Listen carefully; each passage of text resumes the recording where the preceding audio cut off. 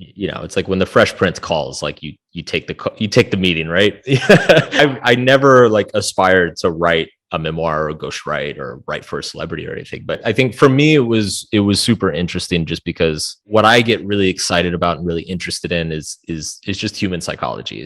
It's why do people do the things that they do? What makes them tick?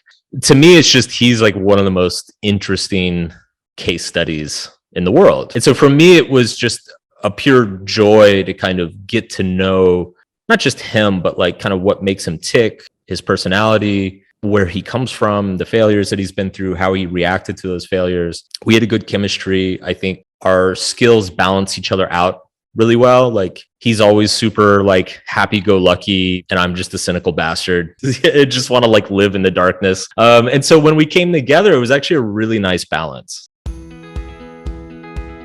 Hello, welcome to the Pretty Intense podcast. Thank you so much for joining. I am really, really excited about the guest today. Maybe you've heard of him. His name is Mark Manson. He is an author. He also started off in blogging, so he's a big blogger, but his books have sold over 13 million copies. The two big ones are The Subtle Art of Not Giving a Fuck, and the other one is Everything is Fucked, a story about hope. He's also, maybe you've seen, also written Will Smith's book called Will, a really authentic guy in digging into his life. And as he shares in the episode, more comfortable sharing his real life scenarios than coming up with fictitious story, which we talk about quite late in the episode about kind of things that he's inspired to do moving forward. But a lot of this was just talking about, his evolution as a person and where he's at, and just kind of the shift that he's made on his own and the things that get him excited now. But of course, we definitely got into his main topics. And of course, the main one being relationships. He just had some really great nuggets of information and perspectives, simple one sentence statements that are like, wow, about relationships and the way that it should go, and the sort of romanticism of a relationship, but then also looking at what real life relationships look like, and being realistic about that. And then of course the whole idea of just taking accountability and looking at yourself and really unpacking all those patterns that you see emerging in your relationships, so that you can step into the one that you want and be able to show up fully and let someone see you fully, which is part of the game. If you like this episode and other episodes that you've heard, please click on the subscribe button to get the notifications when another one's out. How are you? I'm great. How are you doing? Nice to meet you. Nice to meet you. I'm very excited about this. I've been reading all of your many, many Instagram inspirational posts for a long time. Cool. Did you post something that you weren't going to do that anymore? I'm like, see, it's like my half-assed retirement, where it's How old are you? I'm 37. I'm 39, and I'm like just starting companies again. Come on, Mark. It's valuable. We need it. I know. Well, so the thing, I wrote a newsletter in December saying that like I'm going to kind of gradually phase a lot of kind of the personal development content out over the next year or two. So it's not like I'm stopping. It's just I'm going to kind of slow down. Like, I've been grinding at this for 13 years. And at a certain point, you just start repeating yourself. And so there will still be content. I've got a great team behind me who's excellent at taking things I've written and repurposing them and putting them on Instagram and Twitter and all that. So there will be content for a long time, but just in terms of like where my creative focus is, it's going to start kind of moving on to other things. Well, that actually is a quick and easy early sort of pivot into the concept that you write about what you're dealing with, and that, the books and the blog, and it's all a reflection of what you're going through yourself. And so I'm curious then what it is that you're into now and what you've decided to give a fuck about now that's new. Yeah. So it's funny because, I kind of stumbled into this business, if you want to call it that, on accident. Like I would describe myself as an emotionally dysfunctional person 10, 12 years ago. My relationships were disastrous. I didn't really manage myself very well. But I loved writing and I was good at it. So I kind of like wrote out my therapeutic process very publicly, and it kind of took off and became very, very popular. And that was great. Like, it was great because it helped me a lot. It helped me sort through all my shit. And it helped other people too, because other people could relate and kind of follow along or try things I was trying or whatever. But then there's a little bit of a catch-22 where like I'm good now. Like, I'm in a really good spot.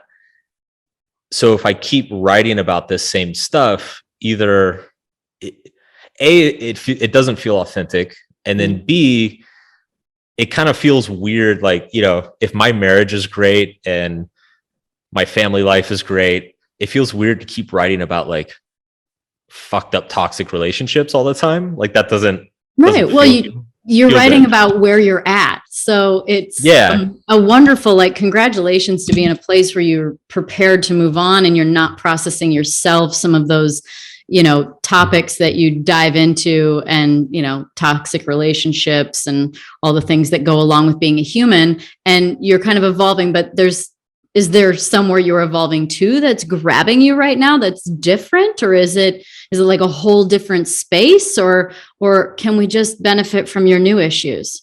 I hope everybody can benefit from my new issues. Yeah, it's funny. I'm in a period where I don't know what's next. Right. So, there are other areas of my life that I kind of want to focus on. You know, I am starting to get older, so I want to focus on health a lot. Like, I haven't treated my body the best the last 20 years. So I kind of want to, you know, I want to focus on health. I want to focus on family. I am getting more interested in kind of conventional businesses. You mentioned that you're starting up a bunch of businesses. So like, that's an area that is catching my interest a little bit more. But yeah, we'll see. Like, I've kind of set aside 2022 in my mind as like just an exploratory year of, that's fun. You know, focusing on myself again. I'm coming out of like kind of this insane sprint. I did like 4 books in 6 years and a bunch of these projects, and I kept the website going and the blog going. And, you know, I'm asking the same question you're asking. It's like, what's next? Like, what's the next thing? So let me just reverse psychoanalyze you. So if values being something that you talk about a lot and that lead to your emotions, which is essentially your baseline and how you're feeling and how your life really is, like, what do you value then? Well, it's interesting because I think, you know, values evolve throughout your life. Sure. Totally. Yeah. And some, you know, there are certain things that I didn't give too many fucks about before, and now I'm starting to give more fucks. You know, health is kind of the easy example there. I like actually want to go to bed by like 10. I'm becoming an old man. I'm like, want to be in bed by 10, you know, and I get cranky if I'm not. And it's just, I feel like my 27-year-old self would be horrified if he saw what I've become. But welcome like to the 10 to 6 club. Yes, that's it. And I didn't choose to be here. Just my biological clock just started doing it, much to my horror. But but like it's, I would say, you know, it's an interesting thing, and I imagine you've been through some similar experiences in your own journey, where it's like when you start leveling up in your life, like when you like hit some big benchmarks, you hit some big success, you gain a platform, you get a bunch of money, the questions start changing, you know, and it starts to become much less of like, you know, oh shit, what do I have to do to make it? And it becomes much more of like, okay, how can I give back? Or, you know, what's my legacy going to be? Or, you know, how do I actually want to be remembered? Or what are the opportunities that I now have that I didn't have, say 5-10 years ago? And so I think a lot of this is kind of that transition as well. I mean, I think I'll always write, and I like writing books, but there's a lot of space in between the writing. Like there's a lot of just time to do other things and to work on other things. And so that's kind of like what I'm trying to figure out at the moment. Is that where writing Will Smith's book came in, where it was just kind of this sort of trail off of like your own content into someone else's? Have you written other people's books? I don't know. No, just his. Okay. Okay. That's really cool. I mean, was that part of it? Was just kind of like a different project that got you out of your space and into someone else's? Well, first of all, a lot of it had to do with who he is. You know, it's like when the Fresh Prince calls, like you take the meeting, right? Definitely. I remember 100 years ago, it was like one of his sons was turning 16 or something like that. And their like team reached out about me like making a video, and there's some compilation that was going into his like video birthday party thing. And they asked, and I was like, oh yeah, of course. Like, who else do you just like make a video for some kid's birthday for? Like Will Smith. Yeah, I never like aspired to write a memoir or ghostwrite or write for a celebrity or anything. But yeah, when it's him, it's like, all right, you go talk to him. And it was a great project. I think for me, it was super interesting just because what I get really excited about and really interested in is just human psychology. It's why do people do the things that they do? What makes them tick? Why do we fail in certain ways and succeed in others, et cetera? And to me, it's just, he's like one of the most interesting case studies in the world. Right. And so for me, it was just a pure joy to kind of get to know not just him, but like kind of what makes him tick, his personality, where he comes from, the failures that he's been through, how he reacted to those failures. And then on top of that, you know, like he and I, we had a good chemistry. I think our skills balance each other out really well. Like he's always super like happy-go-lucky, positive, like almost to a point where it's a little delusional. And I'm just a cynical bastard. And it just want to like book titles would say that. It just want to like live in the darkness. And so when we came together, it was actually a really nice balance, you know, because it ended up being a very fun and cool project to kind of do together. But yeah, I mean, to kind of answer your original question of like why I took it, I mean, aside from just the project being cool, you know, Subtle Art blew up and became so successful so quickly, like vastly more successful than I ever anticipated, that there was like a little bit, I think there were a couple of years where I guess you could probably call it imposter syndrome a little bit of like, oh shit, like what if this is like my one thing, you know, what if this never happens again? And what if this is like my one window to like, you know, sure. to make it count. And so I just started saying yes to pretty much anything that was, you know, even remotely interesting. You're still doing that because you said yes to my interview. So I'm actually not doing many interviews anymore, Danica. I'm super grateful. Yeah, no, it's when you were a yes, I was like, are you kidding me? I was like, are you serious? No, I mean, it's I'm trying to back off the last year or two. I'm trying, you know, I'm not working on a book. Most of my big projects are wrapped at the moment. Mm-hmm. I'm not doing speaking at the moment, and I've probably cut back like 75-80% on interviews. So yeah, it's different seasons of a career or a life, you know. That's part of life, is the seasons of life. There's the micro, there's the macro. You're going to have your mini seasons within your days and your weeks, and you're going to have the macro in your years and decades, and they're going to bring you something different. And I think giving that permission, giving yourself permission to be in those different seasons is, and also sucking it up when it's time for a season that's tough is like, this is the time, right? When you said, this is my moment, I'm going to say yes to everything, and look where you are. So you can't argue that it didn't work. Before I get into the heavier stuff that is all about psychology, because I'm super fascinated with psychology, science, spirituality, any of those realms are my jam, but I love psychology. I'm reading the book, The Body Keeps the Score right now. So, that's a great book. So anyway, do you think that maybe there is some effect from Will that was this sort of happy-go-lucky guy that rubbed off on you? Is there some sort of epigenetic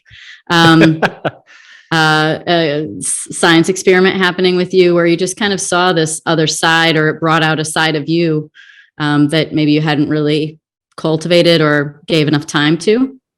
I think a little bit. I wouldn't characterize it in those same words. I'll say this. He ended up becoming a little bit of a role model for me because I started working with him. Like I said, my career had just blown up. Book is everywhere. I'm getting invited on all these TV shows and speaking events and all this stuff. And when it takes off and people start recognizing you in the street and events sell out, like it starts fucking with your head a little bit. And and he was just a great role model of like, this is how you do it. Like he was amazing. He's amazing with his fans. He's amazing with his team. He's great with, journalists and publicists and everything. He's got systems for everything, because he's just been in this game forever. Definitely.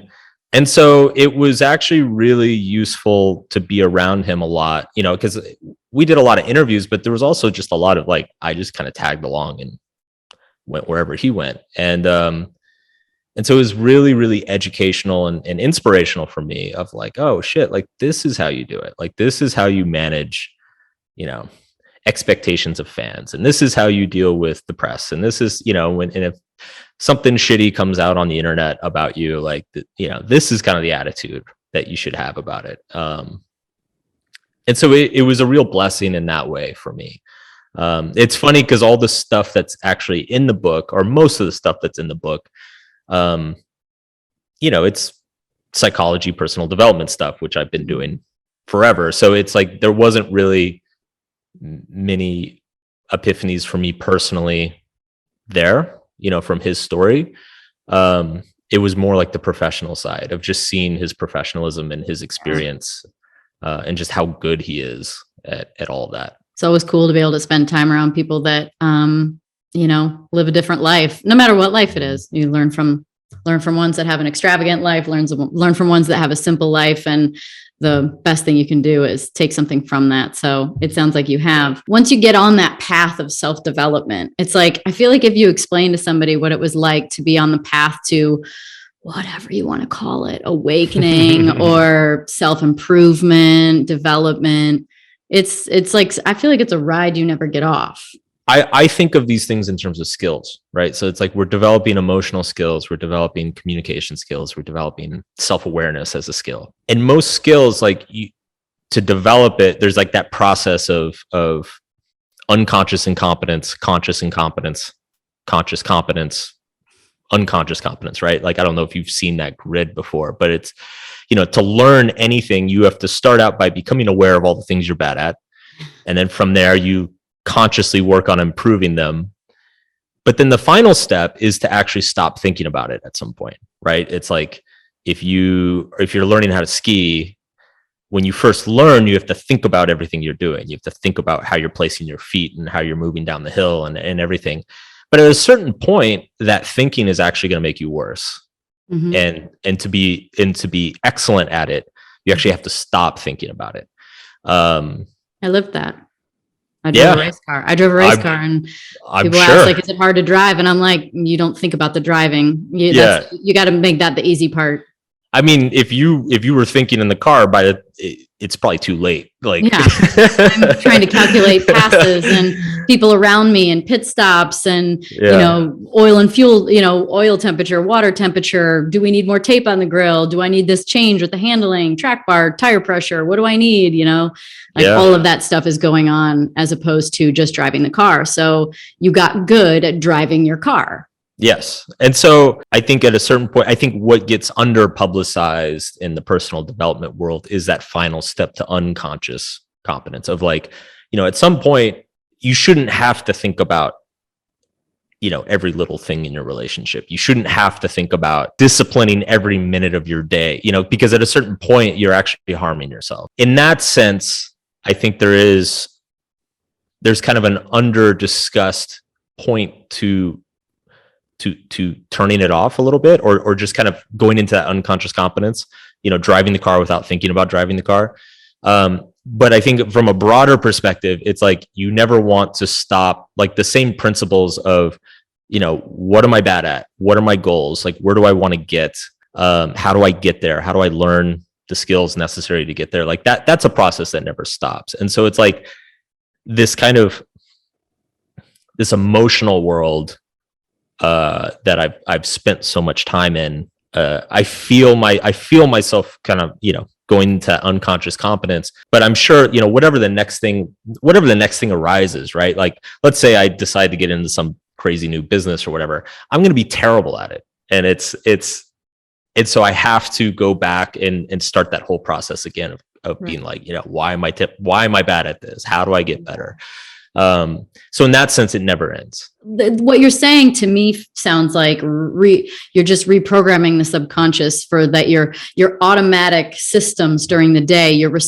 There's two parts, I think. That it sounds like, your systems are in place to whether it is however you deal with yourself or how you relate to other people, that you've done a really good job of excavating that and healing that, integrating parts of yourself that were not integrated before. And also additionally, probably, I think that this shows up in triggers, right? Like, yeah. So that's the other part of the work, is just identifying when you're actually being triggered, right? And allowing that work in. So it kind of leads to the question I was thinking of, which I think is like really kind of dives into the start of this and really like gets into psychology, is that, do you think it's possible to heal the aspects of yourself that are triggered and then project onto other people, or are unhealthy, perhaps an unhealthy relationship and an action that you take as a coping mechanism? Is it possible to actually get to all those things without unpacking your childhood and understanding your relational how you relate to your mom, your dad, your caretakers, the traumatic events throughout your life? And I'm not talking about getting your arm cut off, but I feel like we're all getting a little better at understanding trauma. It's just a really emotional thing that happened to you, and it doesn't have to be big on the outside. It just feels big on the inside. Do you think we can get to that without getting to the family and getting to the roots and the childhood and inner child stuff? I don't think so. And I wish I could say, yes, here's a shortcut, here's the super secret shortcut that heals trauma without actually having to like dig into your past. I mean, ultimately it's, the way the human brain works is it's a trigger and response mechanism, right? It's like, it's a pattern builder. And the earlier you go into your life, the more fundamental those patterns are. The more they underlie everything else that has come since. And so that's why it's like, if you have dysfunction somewhere in your life, and it could be anything, it could be, struggling with anxiety, it could be relationship problems, it could be imposter syndrome or self-sabotage or, substance addiction, all these things. Like there's some, ultimately what that dysfunction is a pattern in your brain that's not healthy. It's not working. And you need to go break that and kind of realign it. And generally speaking, it's, the bigger the dysfunction, the further down the stack of patterns you have to dig to. And it's like, I think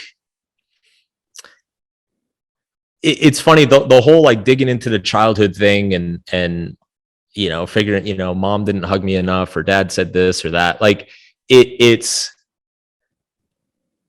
sometimes, it's not like, sometimes I do think it gets overrated. I think sometimes people do focus on it a little bit too much. Like, here's the funny thing about it is that if you start kind of wallowing in your past and your childhood and stuff, that can actually become a new form of avoidance for dealing with the present.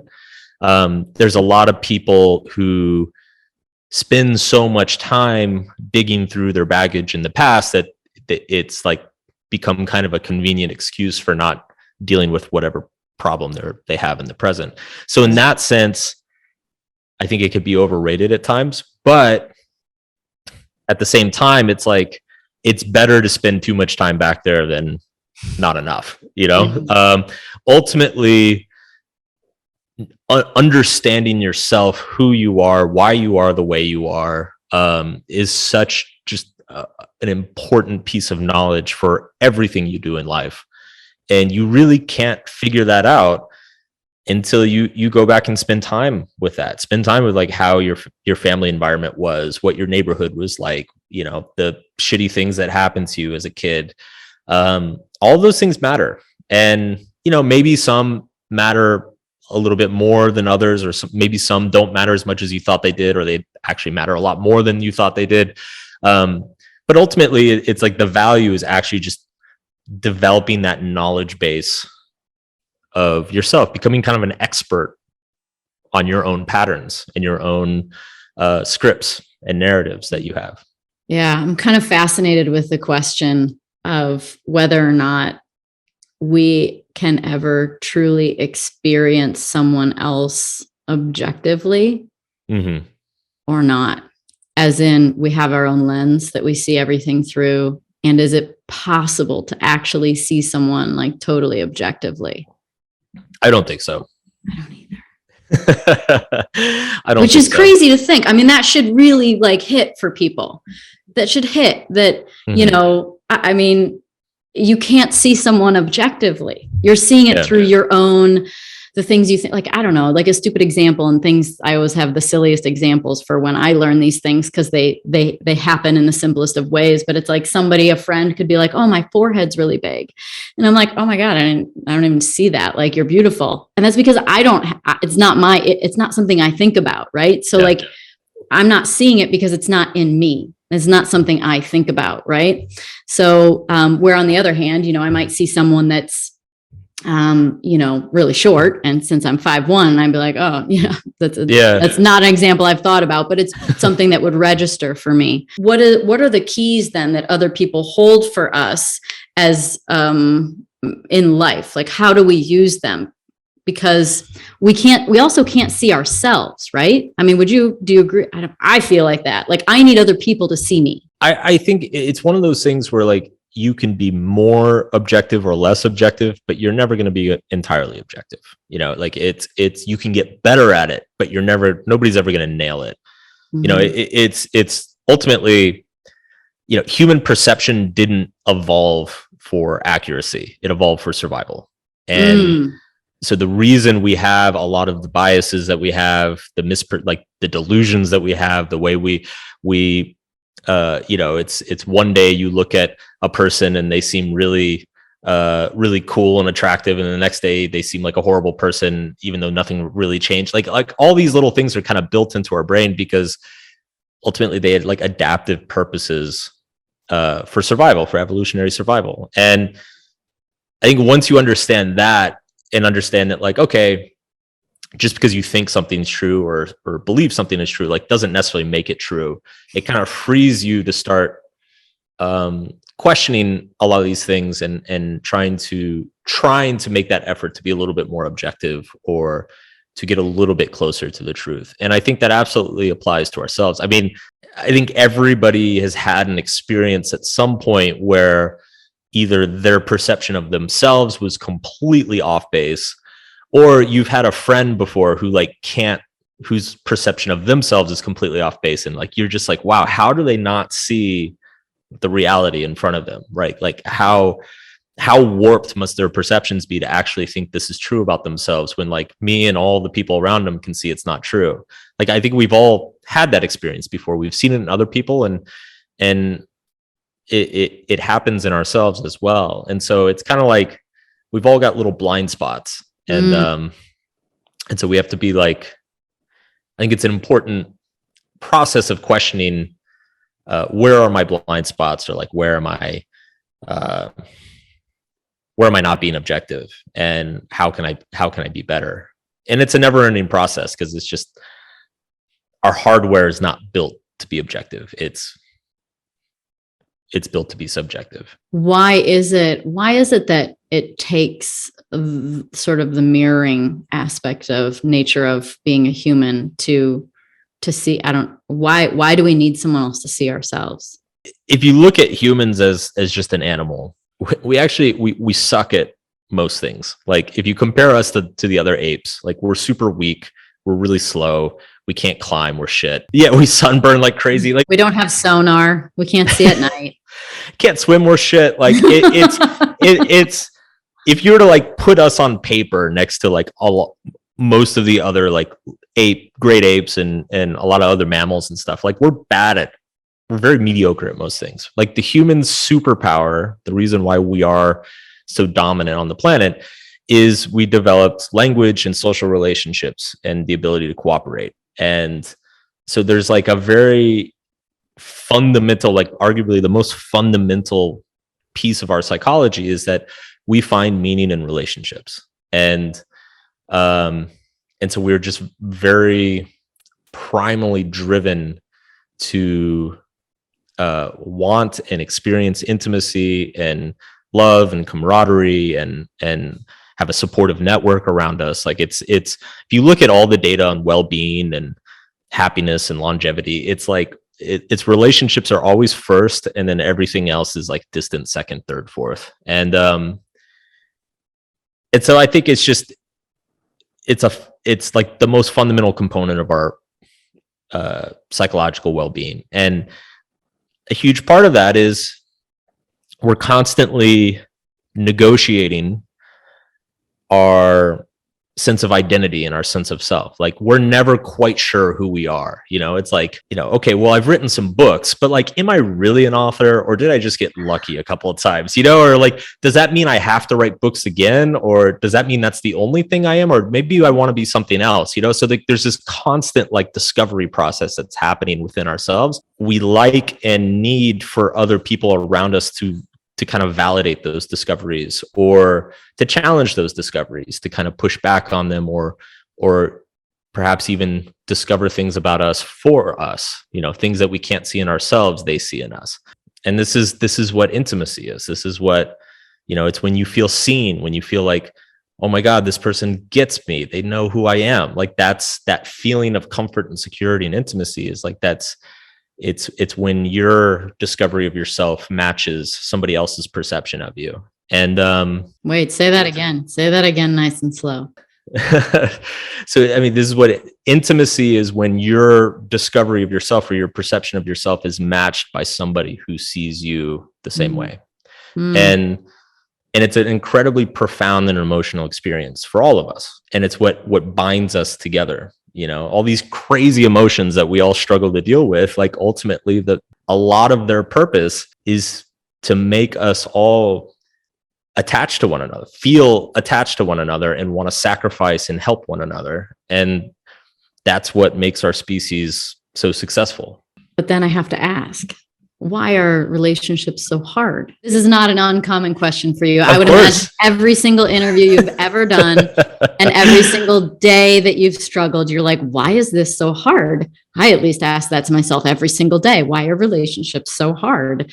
And these can be, the romantic ones are probably kind of what I'm most curious about, but this applies to family and children as well. Like the closest people to us. It's, in our human nature to be in community and have love and relationships, yet it's the thing that we almost have the most resistance around. Yeah. And I think it's for the exact same reason, because the more exposed your identity is to somebody, the more they have an ability to hurt you emotionally.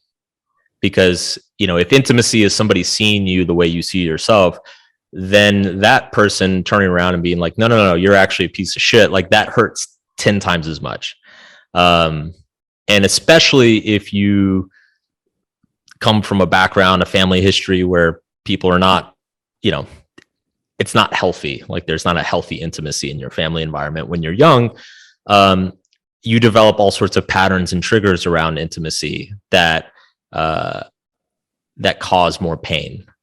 And so this is why it's like, maybe you go to work and your coworker kind of makes a joke of like, oh, you're so messy, you should clean your desk. And you're like, haha, screw you. But then you go home and your partner comes home and is like, wow, you're so messy, you should clean up your mess. And you just fucking explode. Like, it's just because they have deeper access to you in terms of how you see yourself. Your coworker is just a coworker. It's like, who cares what he thinks?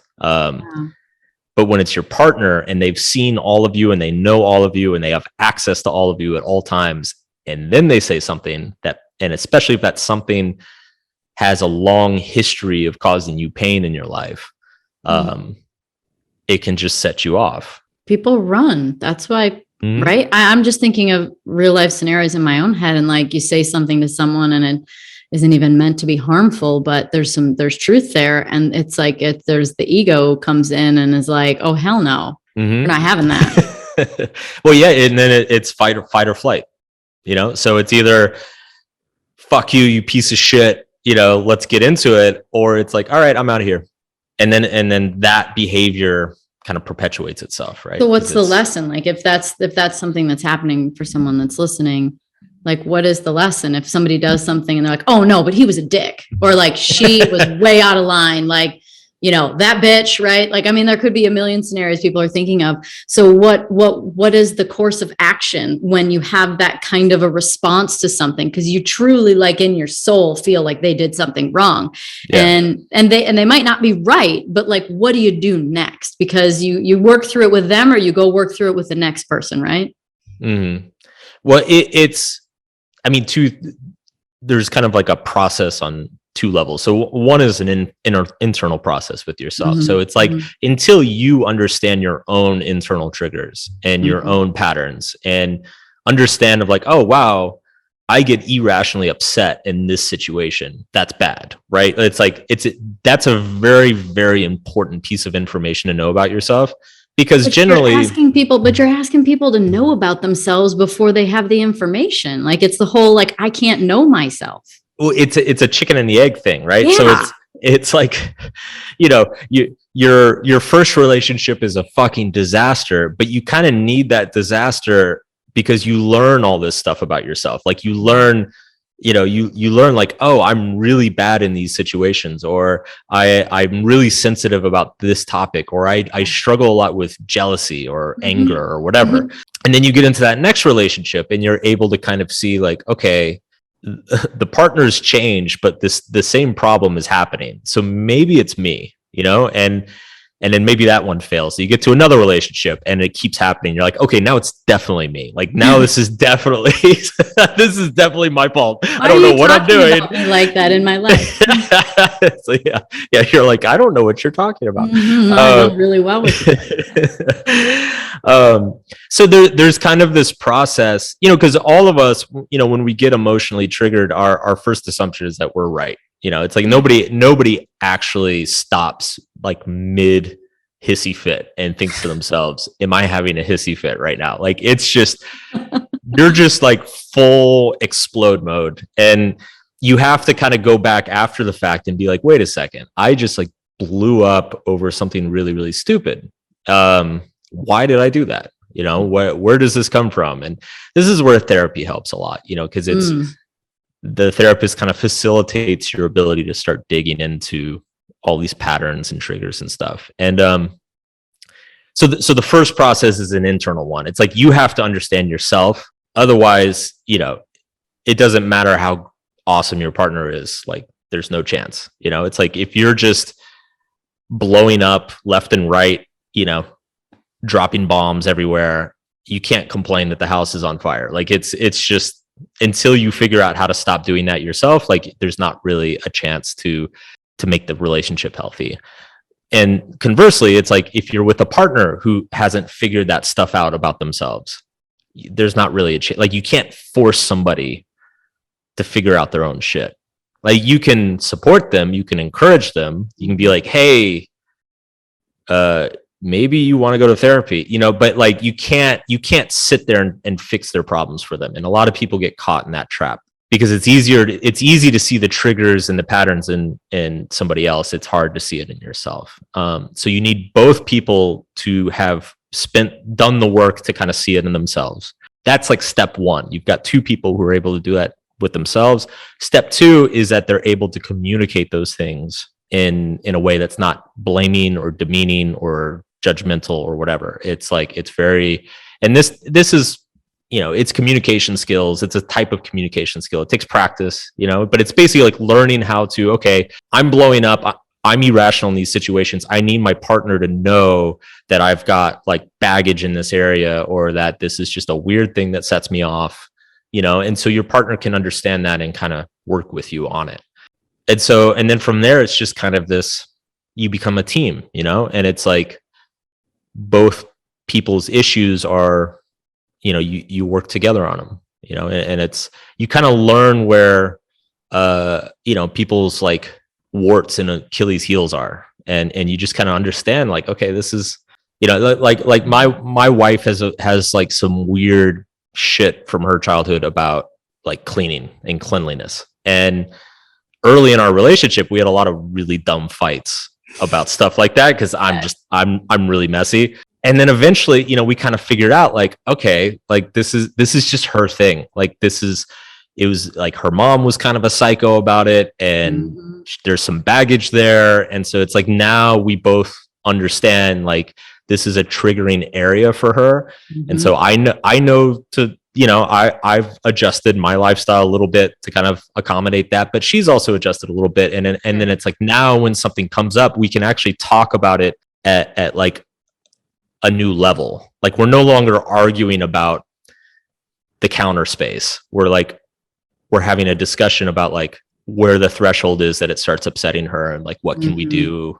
What habits can we develop as a couple to like prevent that from happening again? Stuff proactive like that. Instead of reactive. Absolutely. What do you think about the concept? And I think I heard Jordan Peterson say this, that relationships are a decision, not a discovery. I like that. And I generally agree with it. People talk about commitment, and it's ultimately commitment. It's not, symbolically, let's say you get married or something, like symbolically that commitment is made once, like you have a wedding, blah, blah, blah. But in reality, it's like you're recommitting constantly. You're like recommitting each day and each moment. And ideally, if the relationship's good, it's a pleasure, it's a joy to recommit daily. It's like you're excited. It's like working at a job that you love. Like you wake up excited to go to work. And it's the same thing. If your relationship is good, you're like excited to be committed to that person. Like you're actually excited to be spending time with them. So in that sense, it is a decision. And then when trouble spots arise and issues come up, you have to continue to make that decision to keep working on it and to keep going forward. And so ultimately people are completely autonomous, like, and it's, if you're going to be with somebody for your entire life, you need to consistently choose throughout your entire life to be with them. It's not just like, oh shit, I said I do when I was 30, so I guess I'm stuck. Like that's not a healthy way to look at it, I think. So do you think that the reason why so many people divorce and so many people split is because essentially one or both are not ready to look deep enough at themselves to heal things that will either make the relationship better or make them realize it's the wrong one?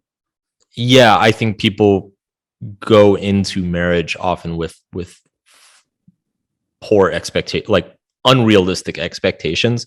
I think so. Here's something I think is under discussed, and I know you mentioned Peterson. Like Peterson has a pretty strong view on marriage. He says divorce is too easy. That we should actually make it more difficult to divorce. And I mean, I don't know if I agree or disagree with that, but I think one thing that is not talked about very often is that the concept of marriage has evolved over the past 100 years. I mean, it's actually evolved throughout all of human history. It's been very different from century to century, but especially the last 100 years or so, the concept of marriage has evolved quite a bit, and the expectations of marriage have evolved quite a bit. So like, I think we live in a society that people are way more independent than they were, say, 50 years ago, 60 years ago. Women in particular are way more independent than they were 50, 60 years ago. People are more conscious about these issues. They're more aware of personal development. They're more aware of emotional issues and baggage and trauma and all this stuff, which is great. But it also, in a sense, it kind of raises the bar, right? Because it's once you become aware of all this stuff and you're with a partner who's not, it becomes very, very difficult to be with that partner. Like you either both need to be on the personal development train or neither. But at the same time, our society still has a lot of kind of narratives around marriage, like kind of unrealistic romantic narratives that maybe don't make sense anymore or aren't as realistic as they were, say, 100 years ago. Such as? Well, I mean, till death do us part. I mean, sure. Like people fucking live till they were 40. I would be dying now. Yes. Yeah, exactly. So like, and there was a world war like every 20 years. And so people died young at war all the time. People died from an infection. Yeah. So it's the standards have changed. But meanwhile, the narratives and kind of the romanticism has not. And so I think that's a little bit of it's created a mismatch. And I think it's gotten a lot of people into trouble. One of the things that I've kind of ardently written against is like I'm constantly just a wet blanket on romantic love. Like I've written tons of articles and there's a section in Subtle Art about it. It's just like, look, romance is great. It's fun, but I actually wrote an article. I said, you should treat romance like alcohol. Like it's a lot of fun, but if it's the only thing you want all the time, it's going to get messy. Like you're going to have like somebody's going to get hurt. Mm-hmm. Is it that you can't keep it up, or is it that it's just it's not real life? It's not real life, and it skews perception. I mean, this comes back to the biases, right? So it grossly skews your perceptions of reality. It skews your perceptions of the other person. You start believing that they're somebody that they're not. You start assuming that they are going to love you and do things for you that they are not. You assume things about your own life that are going to happen that are not. So romantic love, it is the alcohol comparison was done very, very consciously because it's kind of like being just absolutely head over heels with somebody and obsessed with them. It's very akin to being drunk. Like it feels good, you're having fun, like it's a great time, the sex is going to be really good, but but you don't see straight. You're not seeing straight, and you actually don't know who you're going to wake up with in the morning, and there's the come down.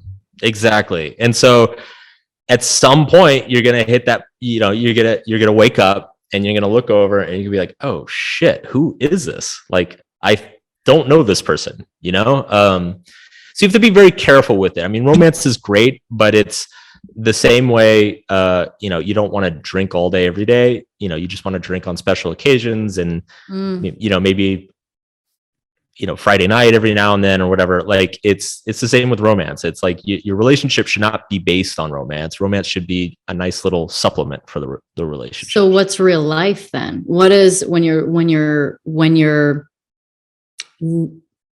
addressing the idea of being in partnership, like what is real life, as opposed to thinking that it's this, we're going to have so much fun all the time. We're always going to get along most of the time. We're going to, it's, I feel like we've done so much work and it's like, there's going to be tough times, but like tough times get freaking defined every time. Like you think it's hard, but like true growth happens in the really painful stuff. And I don't just mean like, oh man, that was a tough decision, but the shit that makes you cry, the shit that makes you go to a therapist. Right.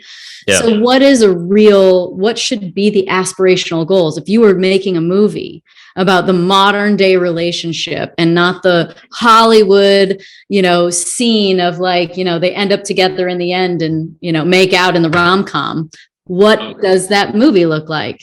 By the way, I'm the worst person to watch rom-coms with because all I do is just dysfunctional. just complain about how I'm like, God, this guy is he's so codependent. This is really unhealthy. Oh, you yeah, know? totally. What an avoidant. My wife is just like, shut up, just watch. Hang on, before we get into your answer, what is the best movie to see like just a sickly codependent relationship? Like, is there some red flag movies that are like warning signs for people that they could watch that would be just like, this is not real at all. This is a red flag. This kind of relationship doesn't exist. Dude, so I'm trying to remember.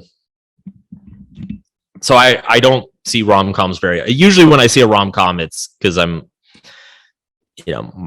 my wife's watching it and I just get sucked in. Right. I don't remember what it's called. There's one with Drew Barrymore and Hugh Grant. And Hugh Grant was like I think it was Hugh Grant, but he was like used to be a rock star. He was like a one-hit wonder rock star, but it's like, 10, 20 years after his career kind of ended. But he's still kind of stuck in the past. Anyway, I forget what it was called, but I think it was him and Drew Barrymore. I ended up watching it and I was horrified. Like Hugh Grant's character, it's like, it's borderline stalking. He like gaslights her constantly, makes her think she's crazy, like follows her in the restaurants and stuff. And it's like, it's treated as romantic. I think it was made in like the mid 2000s or something. And, in the movie's like, oh, this is so romantic. They're going to end up together. And I'm like, this is horrifying. Like, this is like, yeah. So anyway, that I don't remember what that was called, but that one was horrifying. There's actually a great movie it came out last year called Promising Young Woman.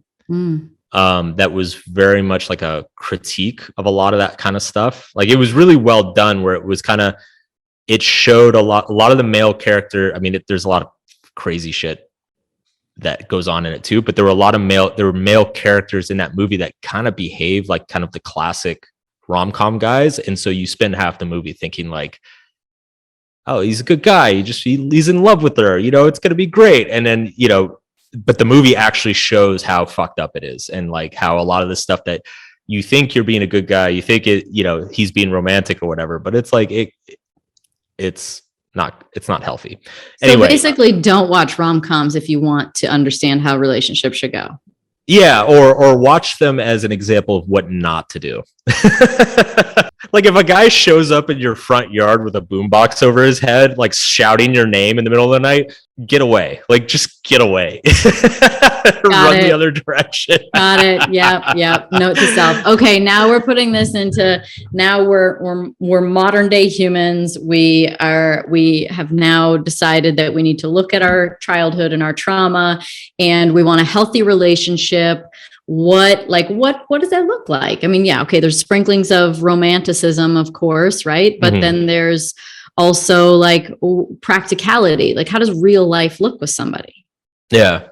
So I conceptualize this as kind of two categories. I wrote an article about this, my God, forever ago, probably like 10 years ago. So there's chemistry and there's compatibility. And chemistry is kind of like, it's the emotional personality side of things. So it's like, you go to dinner and you talk for 4 hours and it feels like it was 30 minutes. It's like somebody who gets you click together, you make each other laugh. Like you kind of forget the time's going by. Like it's the experience that we all look for. And it's a very important experience. You want to have that with a romantic partner. The problem is that people mistake chemistry for compatibility, which is what compatibility is similar values, similar worldview, similar life goals, aspirations. And those are like the boring nuts and bolts of a relationship that are not super sexy to talk about a lot of the time, but are equally, if not more important than the chemistry stuff. And the classic mistake that people make is they find somebody they have tons of chemistry with, but they have no compatibility. Their lives don't line up. They've got huge barriers to being together. They've got major differences in their worldviews or what they care about, who they want to be. And this causes a lot of friction. And The problem is that friction can actually make things feel more romantic. It starts to become kind of this like, oh, but we love each other, so we're gonna find a way and all this Love shit. conquers all. Exactly. So like I had a really good friend, one of my best friends from college. He is he's Indian, and his parents were from India, and he wasn't religious, but he grew up in a Hindu household, and was not Christian and all this stuff. And he met, this was ages ago, this was back when we were in school, but he met like a evangelical Christian girl, and they just completely fell for each other, and they had nothing in common. She was hardcore like Jesus 24/7. He was like no Jesus. And by the way, like my parents might even be a little bit upset if they knew I was dating a white girl. Like it was just like nothing on paper, nothing made sense, but it was almost like that made it even more passionate because they were so into each other, Like so the Capulets and the Montagues. Yeah, it's like, yeah, it's a little scandalous, like and I remember talking, and this kind of comes back to how romance can blind you a little bit, make you drunk. I remember having serious conversations with him where he's like, I think we can figure it out. And I was like, are you high? Like, have you seen who you're dating? And he's like, no, I really think we can make this work. And I'm like, you're crazy, dude. Like, you're insane. I'm like, look, it was wonderful. It felt great, but it's like, this is not a long-term thing. People get so wrapped up in the chemistry and the emotion and the excitement and the romance that they neglect the compatibility things. And I would add to the compatibility thing what we were talking about earlier, that two people who have both done kind of the inner work to be capable of having a healthy relationship, like they've kind of gone through their own shit. It's like if you've done that work and the other person hasn't, they are not compatible with you. Like it's like if you're willing to sit down and kind of go line by line through your childhood and trauma and stuff and talk openly about it, and they're not, it's not going to work. Like it's just not. Yeah, the openness and the ability to face those things. Yeah, I think it's human nature to want to avoid them. Of course, it sucks. It hurts.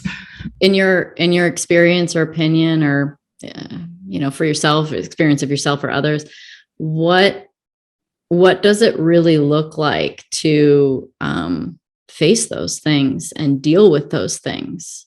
And I ask this because I just going, oh yeah, I'm a jealous person. I'm just a jealous person. Like, is that enough? Like, what does it really look like to integrate that part of you and to heal that aspect that feels that? Like, what's that? Should it be ugly? Should you see a therapist? Does it take a long time? Is it just a decision you make? Like, what does that actually look like? And I've written about this a lot. Like, it's not really happening unless it's painful. The term, vulnerability has become very popular the last 10 years. Brene Brown's kind of been the big proponent of it, and vulnerability is really important. But I think what I've noticed, especially kind of like the last 4 or 5 years, is that there's a lot of people who trick themselves by thinking that just because they're disclosing something means they're being vulnerable. Like I could tell you ugly shit about my past, but if I'm telling you in a way that like I don't really care what you think, and I don't really care what happens, it's not vulnerable. Like, by definition, vulnerability requires the potential for hurt. Yeah, I look at it like even myself, I've had to dig a little deeper at times I think there's two scales. Like, there's a transparency scale, and then there's the vulnerability scale in my mind, where I'm a really, really transparent person. If you want to know something, I'll tell you. But I try and practice, because I think Brene Brown said it, that real vulnerability is admitting or saying something that you're not sure you're ready to say. Yep. Yeah. Unless there's anxiety there, it's not legit. Right. Like there needs to be some internal resistance. Right. Which, as a side note, is that's kind of my barometer for good writing as well. Like, it's like, if I'm not nervous about publishing something, then it's probably not good. Wow. That's amazing. Because people could use that in their own life in any way, whether it's something that they're writing, a letter that they're writing, an email or a text message, or something they're ready to say, or whatever. They can totally apply that. Wow. What do you feel vulnerable about right now? Like writing about or talking about? You know, what's funny? I have, for years, I've kind of had this dream of like writing fiction, but it's been, you know, it's one of those dreams that like, I like keep talking about it to people in my personal life, but I never do it. And I started dabbling maybe 6 months ago, just like writing a few ideas and things here or there. And it was a ton of fun, and it was really fucking scary. And then there's a guy out here in LA named Stephen Pressfield. He wrote a great book called The War of Art. He's an older guy. Isn't there a famous book called The Art of War too? Right. So yeah, it's kind of a play on Sun Tzu's book. Yeah. So it's The War of Art because it's all about the creative process and the internal resistance that creators, artists have, and the anxiety and the self-doubt and stuff that you deal with. It's a brilliant book. It's really good. And he's an amazing guy. Like, he worked in Hollywood. He was a screenwriter in the 80s and 90s. And then he started writing some fiction, and then he wrote a few nonfiction books, The War of Art being one. So he's like 70 and he's been through it all. And I was having breakfast with him, and he was kind of asking me the same question. You know, he's like, what's exciting you right now? Like, what are you, you know, and I kind of like listed all the projects that are going on and mentioned the will book or whatever. And then I got to the fiction thing, and I was like, you know, I'm kind of dabbling in this. And he's like, why didn't you talk about that first? And I was like, well, you know, it's just this thing, and I don't know if it's going to be, and like, he just immediately looked at me and was like, I think you should cancel all these other projects and write fiction. And I was like, what? It's like, are you crazy? You know, I started freaking out. But it's like, it's that freak out that tells you you're on the right track. Indicator. Because you're also excited. I can feel that energy. Yeah. Like, there's an excitement around it, but there's a fear around it. Yeah. So what is that? What is the fear then? Why do we get scared to do things that are really calling us? Well, it's new, and it's you know, it's ironic. Well, this actually ties in really well to kind of that thing we were talking about with like transparency versus vulnerability. Like, I've been writing self-help and personal development for so long, and I've been writing about my own issues for so long that it's actually my comfort zone, you know? So like, totally, you know, writing a piece about, you know, some fucked up thing I did when I was 22, like, to me, that's just home base. Like, I don't know how anxious I would feel about that, or how excited I would actually feel about that. Whereas fiction, it's new, it's a new challenge. I don't know if I'm good at it or not. And in some ways, it's a little bit more personal than nonfiction, because it's just pure idea. And nonfiction, it's like, if you have a bad idea, you can at least kind of fall back on a cool story. Or if you have a mediocre story, you can kind of fall back on like a really good idea. But in fiction, it's like, if the idea is bad, it's just bad. Like, there's no escape, you know? You can't like, there's nothing to kind of carry you through a weak chapter. Sure. You can't just say, well, it's my life. I'm sorry, it's boring. Yeah. Sorry. So we'll see. That's one thing that I want to do this year is play around with that, is, you know, sit down, maybe write out 100 pages or something, and just see how it goes, see how it feels, see if I'm enjoying it, seeing if I'm still excited about it. You are excited about it, clearly. I am right now. So you're super excited. Yeah. And, you know, do you think it's because when you write about your own life, you can feel like the fact that you've recognized that in writing about your own life and where you're at, it resonates with other people? Because if you're there, someone else is there too. But with fiction, you're not sure that it will land at all because it's just pure imagination. Yeah. Yeah. There's no barometer. Like, there's no barometer. There's no real life barometer. It's just an imagination. Yeah. And it's exactly. And it's, and, you know, with the personal development stuff, I've got a 12-year track record and a huge audience that's already built, that already wants to read it. Like, it's like, I know there's already demand for it. Whereas, with fiction, there's a real risk that it's like, I write some fiction, I put it out there, and then it's, my audience is just like, dude, what the fuck have you been doing the last 3 years? Like, where I can see this playing into really well is that, because I think about, I'm blanking on the name of the director for who did Inception and Christopher Nolan. And so when you see these movies, they're fiction, right? I mean, this isn't a real, but you always wonder who wrote that, because they must be really fucking smart. Yeah. And they really must have some seriously deep thoughts and experiences and things like that bring this stuff all to the table. But yet you're putting it in the package of a movie of fiction. Like, I can see that being something in your future where, this sort of fictitious sort of stage merges with reality, because we can't write about, I don't know, this is kind of an interesting topic. I mean, you have to have experienced or explored ideas in order to even have the imagination for it. I think so. And I think what you just described is kind of the bridge that's happening in my mind, because one thing I've noticed the last few years, well, first of all, I've kind of just run out of stories of my, it's like, I've only lived so many years of life, and I've only screwed up so many times. So, I've kind of run through, between my books and hundreds of articles, I've kind of run through like all the juicy stuff in my life, or most of it at least. And so I've found the last few years, like it's kind of hard to reach back and find something that really, I feel like, is powerful or resonant. I mean, you can only have so many life-changing experiences. So,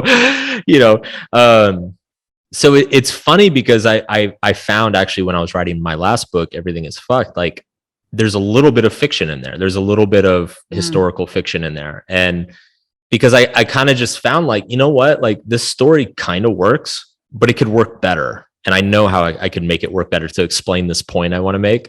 And so I was just like, all right, let's take a stab at kind of embellishing it and running with it a little bit. And it was a ton of fun. Those were like some of my favorite parts of that book. At a certain point, like, my own life is a limited canvas. If I want to get a larger canvas, I need to kind of just free myself to invent characters and stories.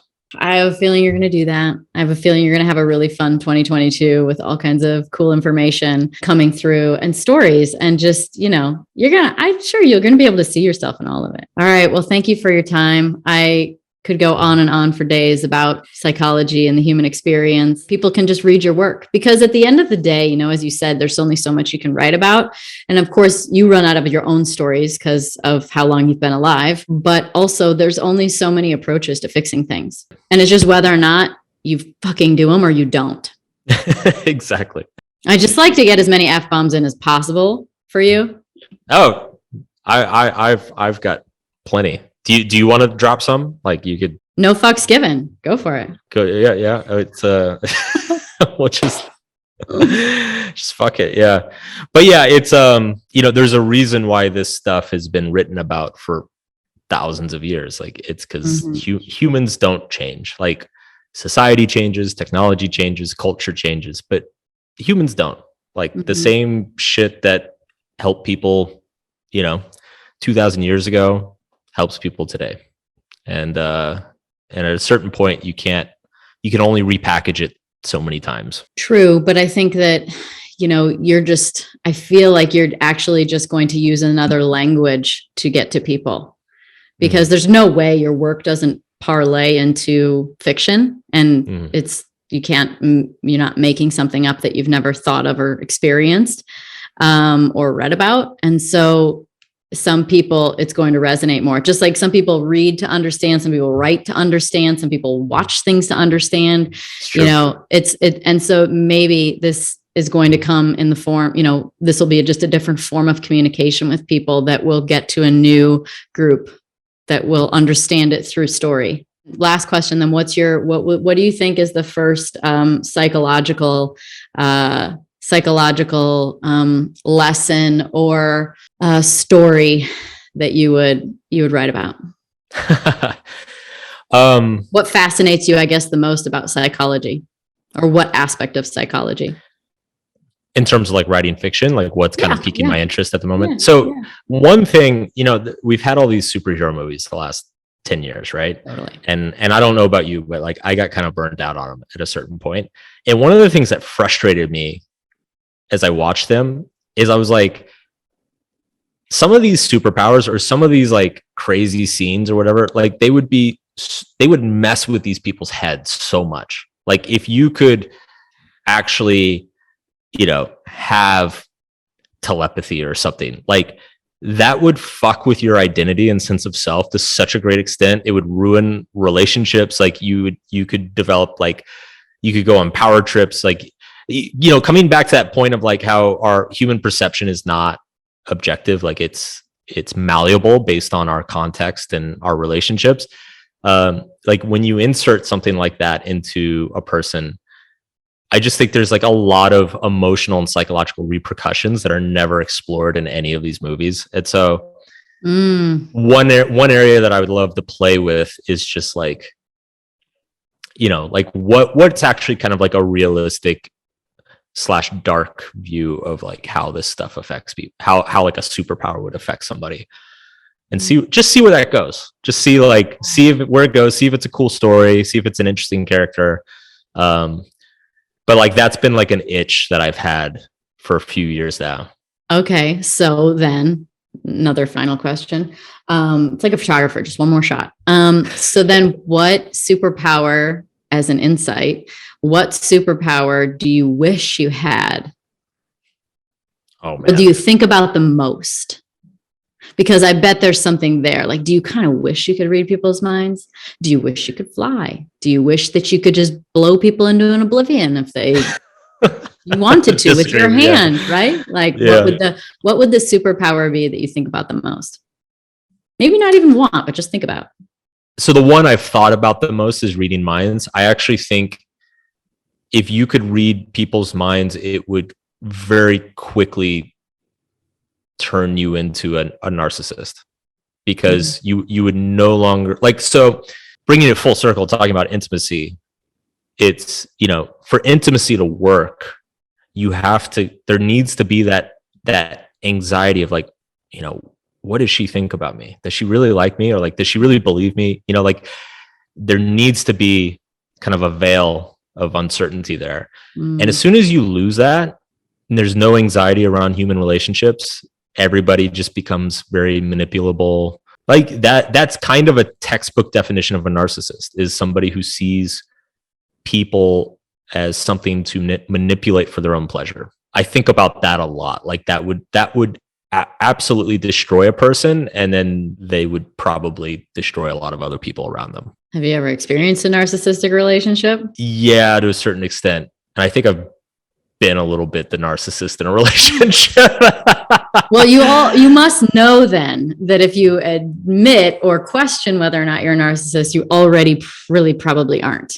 Yeah, but at the time, I never would have questioned that. Okay, got it. Wow. I mean, this is a miracle, because the experts would say you cannot heal from being a narcissist. So this is one of those areas that like gets really tricky. So there's narcissistic personality disorder, NPD, which that is incurable, and that's probably like genetic based. And it's like, yeah, those people are just, there's no reaching them. Like they're probably just incapable of experiencing intimacy or empathy to a certain extent. Whereas like just narcissistic trait, like just we all go through periods of more or less narcissism, selfishness, self-absorption. I went through a period in my 20s of very intense self-absorption and narcissistic like behavior, as like a coping mechanism, or like an overreaction to my previous shit. I think this would be a fascinating movie. I can't wait to see it. What's it called? Oh God, Danica. We're making a movie. Okay, we're making a movie. right, you're off the hook. It's fine. I'm a dreamer. That's my problem, is that I feel like there are two kinds of people. There's people that live in the future, and then there's people that live in the past. And when you're in the future, I feel like I have a little bit more of an issue with attachment to things, attachment to outcomes. But it makes me really dreamy. Like I come up with companies all the time and start them, and I'm like, oh, now who's going to run it?